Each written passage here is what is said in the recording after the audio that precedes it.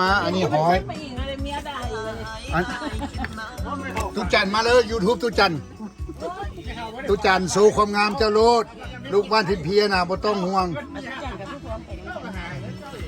โอ้ไส้เดียวกันเลยนี่นะข้าวต้มนะข้าวต้มเวียนมัดเป็นมัดเดียวเลยมั้งนี่สิเครียดที่อย่างเบ้าความจริงลูกโป่งเราไปเห็นเครียดตำบักฮงอันนี้มองตำฮงลาวด้วยตำฮงเมกาด้วยเด้อมองนี่นะโอ้ยมาตักตำฮงตักอย่างให้เมียได้ดูโอ้ยมูบอกบ่เฮาน่ะคันเฮาจ่ายอยู่ยังโอเคเลยน้ำมันลงน้ำบ่จุ่มนี่นะอย่าแกนสู้สุดขั้นตอนเฮาใส่ตัวนี้โจมเฮาลงไปน้ำเอาตัวเกี่ยวฟ้าเอาเสปลดใส่คอมาก่อนว่าซั่นนี่อันนั้นแห้งคัดน่ะเมียสิลงน้ำบอกเมียปลดใส่คอไว้ก่อนโอ้ยคักปานยังตัวแถวอ่อนเลยมีอีนึงไปนั่งอยู่คีมนั่นน้ำหันน่ะเจ้าของบักลีลาถ่ายฮู้พาไปนั่งมอนว่ามอนแมงว่ะมึงก็ไปครับบ่ตากูว่าพามาพริกนิกมื้อเดียวน่ะแนวบ่เห็นคอกูว่าสิล่ะเสียหายหลายแสนอันนี้ลีลาน่ะไอ้ลำพอนหอยนี่ของไปงุ้มอันนั้นม้วนหอยนั่นว่ะของคอยอันนั้นว่ะเจ้าของงุ้มไปถือโอ้ตายบ่เมียนเท่ๆว่ามันอ่อนโพดหลังบ้านไปทางใดก็บ่มุมบ้านสาธิตคือเก่านี่แล้วมาเรานี่ไปยืนเป็นคนเฮ็ดป่ะนี่โอ้ยสิมาเป็นเจ้เมืองลาวด้วยนะไทยเด้เอาไทยตอนไปเฮ็ดเด้ก็ได้ตอนให้กินหลายสิมาเป็นเจ้เมืองลาวแล้วแม่ที่ว่าสิมาส่งผัวซื่อตายอีทางงอนเปล่าผัวแล้วเด้อระวังเด้ออันนี้ปลาหมึกสดๆเด้อเด้อสดนั่นก็สดลูก2 3ซะละแม่3จ้าเด้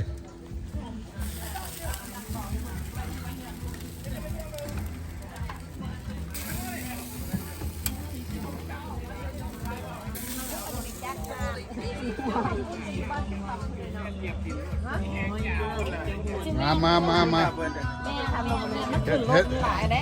อาหารพวกสุกก็ขึ้นรถนะพ่อยน้องตำบักฮุงเด้อมาเด้อตักให้เมียเด้อเป็นอ้วนละมีสาธิตต้องมาปลูกคันบ่ปลูกบ่มีก่อนเด้บ่ได้ขับรถดอกมีองศาเด้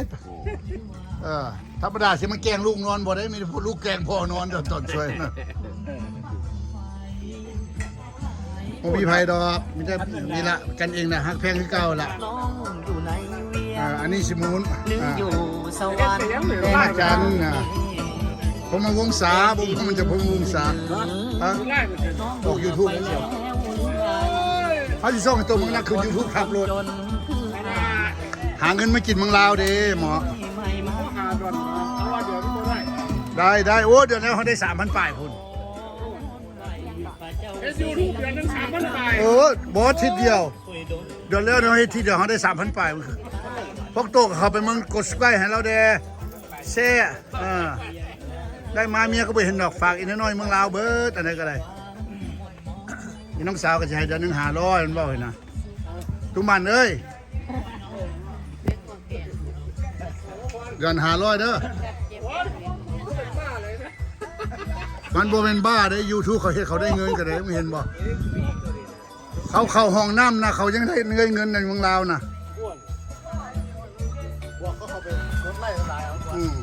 พวกคนกับ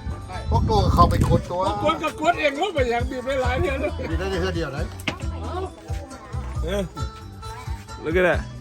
What's that? Right there, right there. Look at that. Oh, don't kill.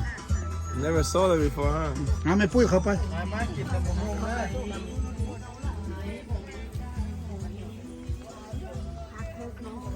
อันนี้ก็ไพ่ข่อยเราซอยปลาหมึกกับเป็นปิ้งกับเป็นเด้อเห็นบ่แล้วเป็นตึกกับเป็นพิซซ่าก็มีซูซี่อยู่เนี่ยมันมาฮอดให้ซูซี่มันทุกคำข้างในปล่อยไม่ได้กินจักอัน ปีซ่าอีก เขาอาไปกินยกเดียว Oh, he got stuff. I got stuff too. มีซับมีข้าวเยอะมีสั้น มึงที่ท่าจะเมียเจ้าของอะไรบ่ทาคนอื่นหรอกกระต้มเวียดเสี่ยวโอ้แล้วตบเจ้าของเมื่อนั้นจนไม่หิวออกตา จะให้มันเจ็บมือให้อย่างพวกคนเดี๋ยวนี้เบิ่งมึง ไอ้ลุย ตีไปก็เจ็บมือจะยาละปกติยันเจ็บมือ อย่าเฮ็ดนะจังได้เจ็บมือละล่านี่นะ ไอ้ลุย โอ้ซ่อนนี่ขนาด โอ้ซ่อนนะยามนอนกอดเฮาตัว แม่นบ่ทุกคน ย่านเฮาเหลือนะ โอ้เขาซ่อนนี่ไปยังแม่นบ่ เอ้ย ถ้าตอดเสื้อมา เมียเฮาบ่คือตู้อยู่ได้บ่คือไปอยู่ได้เฮานอนฝันนี่เมียเฮานี่คุบเอาได้ เสื้อมา ป้ายุ้ยเนี่ยให้พ่อโดดตอกโดดเจียงไปทุกที่กว่าคันฝันบ่ดีมาน่ะป้ายุ้ยแล้วก็ปล่อยต่ำด้วยเถอะว่าค่าหัวเป็น4-5 แสนเนาะโอ้ยไปหาไว้เฮ็ดหยังเอาไว้ก่อนล่ะ น้ำกับพันเนาะต้องเปียกก่อนสองเสื้อเลยผม มาใหม่ๆหน้ากับเวียดเป็นเต็งเบ้อเต็มตึกลูกสาวกูก็ได้ตุ้มันเอ้ยมื้อเด้อลูกไผลำไผตุ้มันเด้อ